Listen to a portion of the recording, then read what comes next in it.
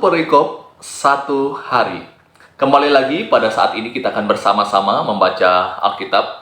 Mari saya mengajak Bapak Ibu semua, kita akan membaca Alkitab pada hari ini di dalam Matius pasal 5 ayat yang ke-17 sampai ayat yang ke-48. Mari Bapak Ibu membuka Alkitabnya masing-masing, kita akan bersama-sama membaca bagian ini. Matius pasal yang ke-5 ayat yang ke-17 sampai ayat yang ke-48. Demikian firman Tuhan. Yesus dan hukum Taurat.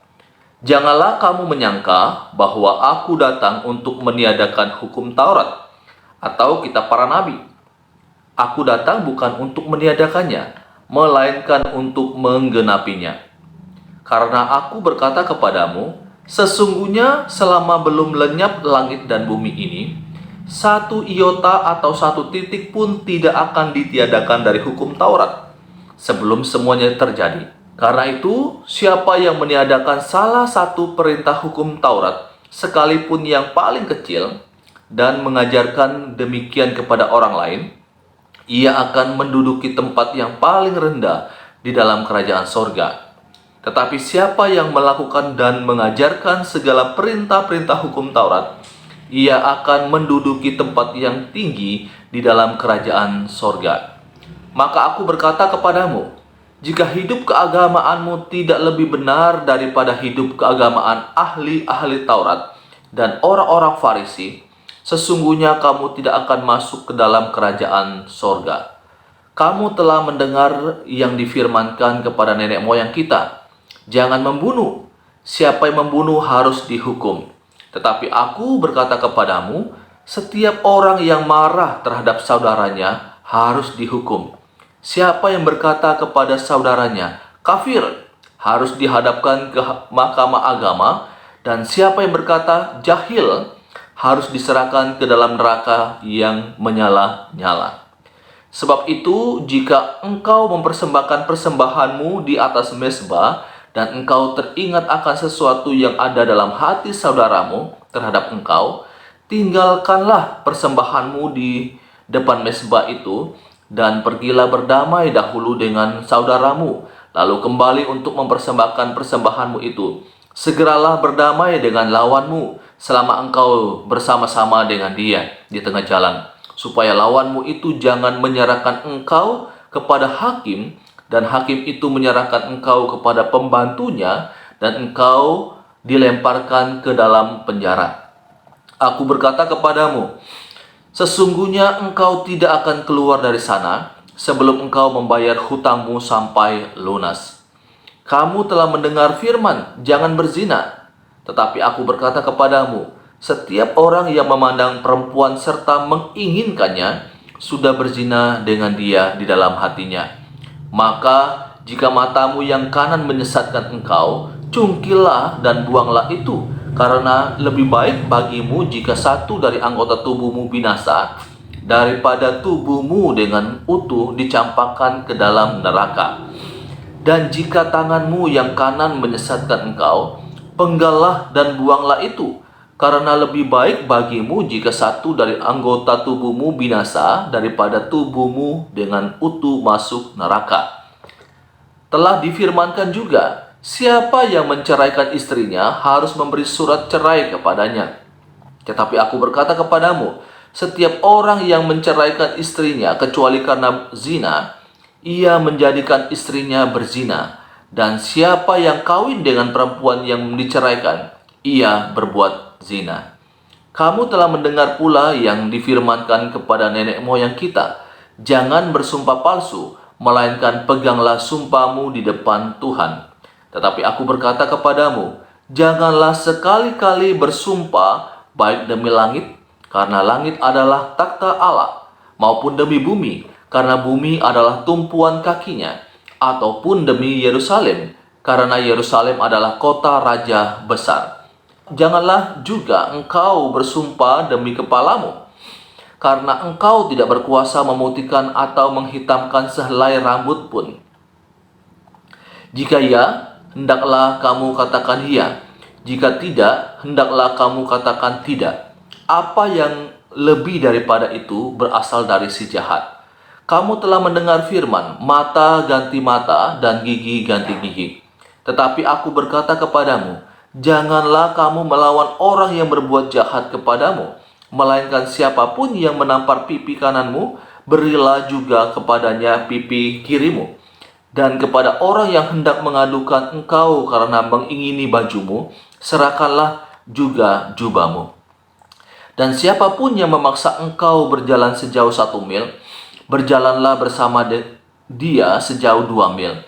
Berilah kepada orang yang meminta kepadamu, dan janganlah menolak orang yang mau meminjam daripadamu.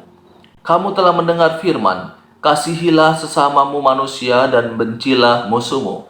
Tetapi aku berkata kepadamu, kasihilah musuhmu dan berdoalah bagi mereka yang menganiaya kamu. Karena dengan demikianlah kamu menjadi anak-anak Bapamu yang di sorga, yang menerbitkan matahari bagi orang yang jahat dan orang yang baik, dan menurunkan hujan bagi orang yang benar dan orang yang tidak benar. Apabila kamu mengasihi orang yang mengasihi kamu, apakah upamu? Bukankah pemungut cukai juga berbuat demikian?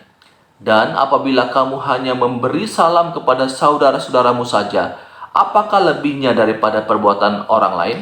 Bukankah orang yang tidak mengenal Allah pun berbuat demikian? Karena itu haruslah kamu sempurna, sama seperti Bapamu yang di sorga adalah sempurna. Bapak Ibu Saudara yang dikasihi oleh Tuhan Yesus Kristus, ini pembacaan firman Tuhan untuk kita pada saat ini. Ada beberapa hal yang saya mau bagikan kepada kita dalam pembacaan ini. Ada banyak hal yang disampaikan oleh Yesus untuk meluruskan pemahaman orang-orang pada waktu itu mengenai hukum Taurat. Mereka salah sangka kepada Yesus. Mereka berpikir bahwa Yesus itu datang untuk meniadakan hukum Taurat. Sehingga Yesus memberikan jawaban kepada mereka, meluruskan anggapan mereka bahwa ia datang bukan untuk meniadakan hukum Taurat, melainkan untuk menggenapinya. Atau mungkin dengan kata lain, Bapak Ibu, untuk memberikan arti yang sesungguhnya dari hukum Taurat yang mereka pahami selama ini. Nah, ada beberapa hal Bapak Ibu disampaikan. Saya mau mengutip satu bagian saja pada saat ini. Salah satu yang disebutkan oleh Yesus di sini adalah kesalahpahaman mereka memahami tentang hukum yang ketujuh. Di sana ada kata jangan berzina. Nah, Bapak Ibu, mereka memahami jangan berzina itu hanya sebatas kalau melakukan hubungan fisik, maka itu disebut perzinahan. Tetapi kalau tidak lakukan hubungan secara fisik, maka itu tidak termasuk dalam perzinahan. Sehingga Yesus memberikan pengertian yang sesungguhnya bahwa perzinahan itu bukan hanya ketika dilakukan secara fisik, secara langsung, tetapi waktu memandang dan muncul keinginan di dalam hati, Yesus katakan itu sudah masuk dalam perzinahan. Ini arti yang Yesus berikan kepada orang pada waktu itu yang memahami tentang hukum Taurat ini, melakukannya hanya sebatas hal-hal yang lahiriah saja. Nah, Bapak Ibu Saudara yang dikasihi oleh Tuhan Yesus Kristus, apa hal yang kita bisa pelajari dari hal ini? Kalau saya dan saudara hanya melakukan perintah Tuhan itu secara lahiriah saja, maka kita tidak bedanya dengan ahli Taurat, orang-orang Farisi pada waktu itu. Bapak Ibu, di sana ada larangan jangan berzina. Mungkin kita akan katakan, oh saya tidak berzina. Dan juga di sana sempat disinggung tentang perceraian. Mungkin kita katakan, saya tidak bercerai. Sampai hari ini saya setia kepada pasangan saya. Buktinya saya tidak berpisah atau bercerai dengan pasangan saya. Tapi tunggu dulu Bapak Ibu. Kalau kita katakan saya tidak berzina, mungkin secara fisik kita tidak lakukan itu. Tapi bagaimana dengan pandangan kita, dengan mata kita, bagaimana dengan pikiran kita? Apakah kita bisa menjamin bahwa kita tidak melakukan dosa perzinahan di dalam hati kita, di dalam pikiran kita? Bapak Ibu Saudara yang dikasihi oleh Tuhan Yesus Kristus, mungkin ada yang berkata saya tidak bercerai dengan pasangan saya. Nah Bapak Ibu, mungkin kita tidak bercerai dengan pasangan kita, tetapi di saat yang sama kita tidak mengasihi pasangan kita. Di saat yang sama kita berlaku kasar kepada pasangan kita. Kita tidak mengasihi, tidak mencintai pasangan kita. Bapak Ibu, hukum pernikahan itu bukan hanya berbicara tentang jangan bercerai. Tapi hukum pernikahan itu juga berbicara tentang kita harus mengasihi pasangan kita, mencintai pasangan kita, mengasihinya apa adanya. Jadi Bapak Ibu, pada waktu kita kemudian tidak mengasihi pasangan kita, pada waktu kita berlaku kasar kepada pasangan kita, betul di sisi lain secara lahiriah kita tidak berpisah atau tidak bercerai dengan pasangan kita, tetapi kita sudah melanggar hukum Tuhan. Karena di dalam hukum pernikahan itu yang paling utama adalah kasih, mengasihi pasangan kita. Bapak Ibu Saudara yang dikasihi oleh Tuhan Yesus Kristus, mari saya mengajak seluruh jemaat Tuhan pada hari ini, mari kita mentaati hukum Tuhan itu, bukan hanya secara lahiriah, bukan hanya aturan-aturan yang kita lakukan, tetapi lebih daripada itu, kita mentaatinya di dalam hati kita, yang mendorong kita melakukan semuanya karena didasarkan kasih kita kepada Kristus. Ini renungan firman Tuhan untuk kita pada hari ini. Tuhan Yesus memberkati kita semua. Amin. Jiwaku